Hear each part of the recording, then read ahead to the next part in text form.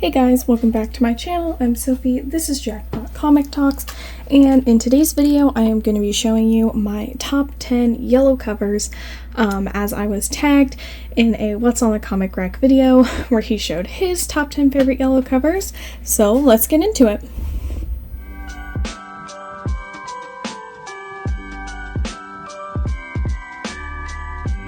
Alright guys, so I know by now you've noticed that it is not me on camera and it is just a screen full of comics. I will be honest with you guys, I had already filmed this video and then noticed that the frame was really off with it and I didn't like how it turned out, so I decided to redo it and then got super busy throughout the week and have not had time to refilm it, and I have been cleaning my room and I look like a mess and don't feel like being on camera right now, but if I want to get this video up by tomorrow, I kind of need to film it now. So I am just going to be showing you guys the books today. I will not be on camera, but hopefully next week I will remember to film something and we will resume videos as normal. So let's get into it.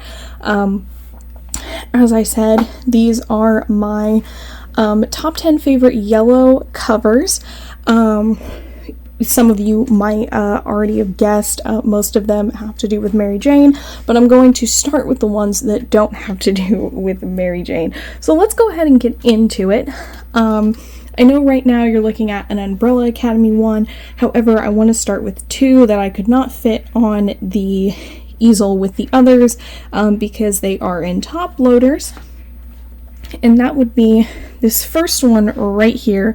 This is Amazing Spider-Man issue 25. Now, it is not without its flaws. As you can see right here, a girl named Kathy wrote her name on it. She drew some chains all around it, and there is a little flower on Spider-Man's butt here. So, it is not without its flaws. However, I am just super stoked to actually own a copy of this book. It's a very early Spider-Man. Like I said, it's issue number 25. But it is also the first cameo appearance of Mary Jane Watson. Now, you don't see her face. You won't see her face until issue 42. However, in this book, you do see her sitting on the couch in Peter's house, and a small tree is covering her face so where you can't see it, and she is later shown in the book walking away from Peter's house, and her arm is up and she is waving goodbye to Aunt May, and her arm is covering her face, so yet again you cannot see it. For an older book, I'd say the edges and corners look pretty good. This one's definitely in rougher shape than the rest, but it is all connected and in one piece, and that is what I care about most, and I am super excited to have this book. And I forgot to mention, it is also the first appearance of Spencer Smythe and the Spider Slayers, though I really wanted it because of the significance with Mary Jane. And then the next yellow cover that I have to show you guys is Amazing Spider-Man 59. This is Mary Jane's first cover appearance. Now, I know it's not all yellow, but Mary Jane does have a yellow background on her side, and that's why I included it in this one. And I'm not sure if it has any other key significance, but I do know for sure that it's Mary Jane's first cover appearance, which is why it is one of my favorites. And then next, we have the comic that is on the stand right now. Is the Umbrella Academy number 6. It is part of the third arc or third book in the series, which is Hotel Oblivion. The first one is Apocalypse Suite, and then the second one is Dallas, which is my favorite, and then there's Hotel Oblivion. Now, they released a lot of variant covers for Hotel Oblivion, and I am fortunate enough to have quite a few of them. But one of the coolest things that I have is not only do I have all of the cover A editions of these, but I also have all of the yellow covers that they released for Hotel Oblivion. And there's one for each book in the series. They're all out of order, so please excuse that. But even when people are selling these, you rarely see all of them in one collected set. So I'm pretty stoked to have all of them. And I chose the one that I'm featuring on the stand because it is the Christmas one. Now, there could be a significance to these people who are on the cover, but it has been quite a while since I read these books, and Hotel Oblivion is so confusing when you read it for the first time. It's not even funny. So, I don't remember exactly if these people are in the book, but they might very well be, but I mostly chose this one because it is December and the Christmas season, and there's nothing like a Christmas cover to go along with that. So that's why I included this one. Now, next up, we have You the Nerve to Face the Unexpected, number 163. This is from, I forget the year. I don't remember, but anyways, this is a great cover. I do love collecting old horror covers, especially ones with skulls and skeletons. Those are my favorite ones to collect. This one we see a man cowering in fear on the wall, saying, "No, please, I don't want to die." And it says, "It takes a ghost to scare a ghost." And I love the skeleton shadow on the cover. And it has just enough yellow on there for me to think it is worth showing off in this video. There's a better look at it, hopefully without the glare. But yeah, so there is that one. And then next up we have a Teen Titans Spotlight on Starfire. The glare on that is terrible. There we go. A Teen Titans Spotlight on Starfire.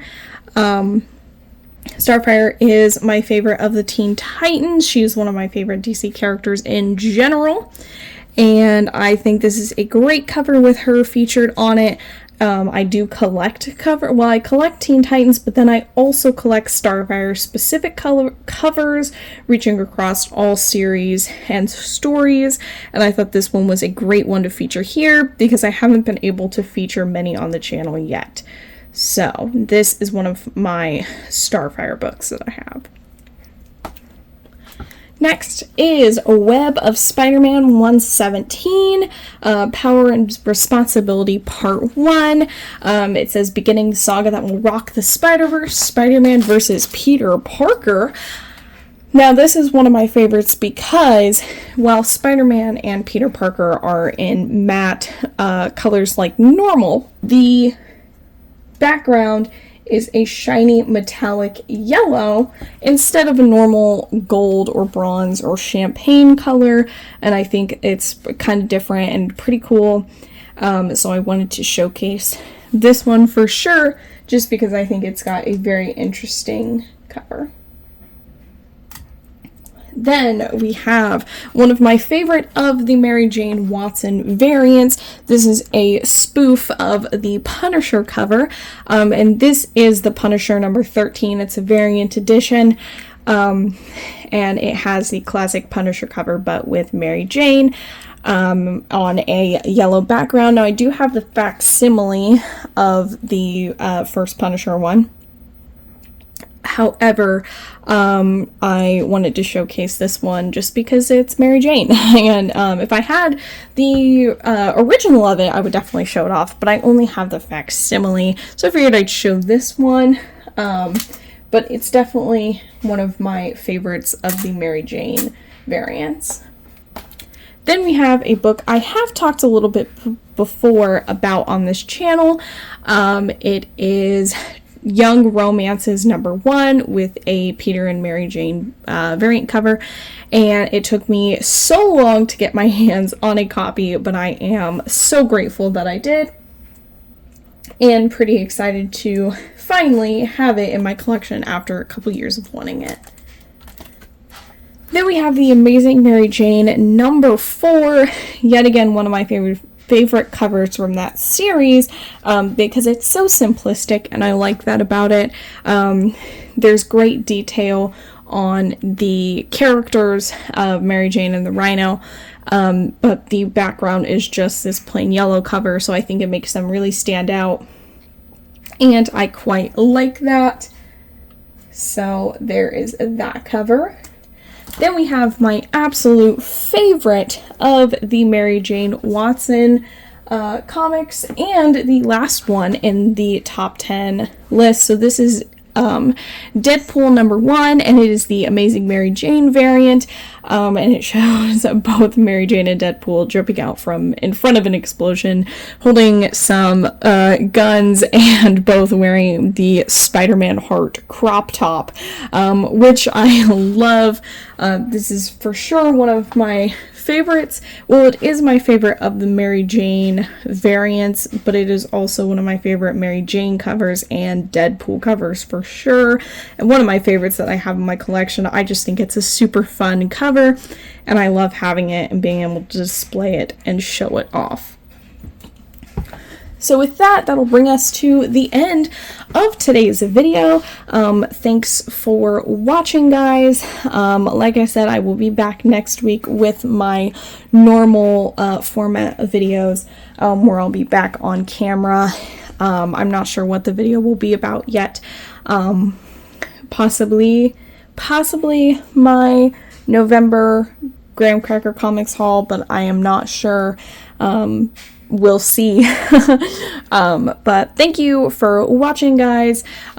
Make sure you like, comment, share, and subscribe. Comment down below what are some of your favorite yellow covers, or what were your favorite of the 10 I showed. Again, thank you guys for watching. I'll catch you next week. As always, I hope you hit the jackpot with the next comics you get, and I will see you next time. Bye!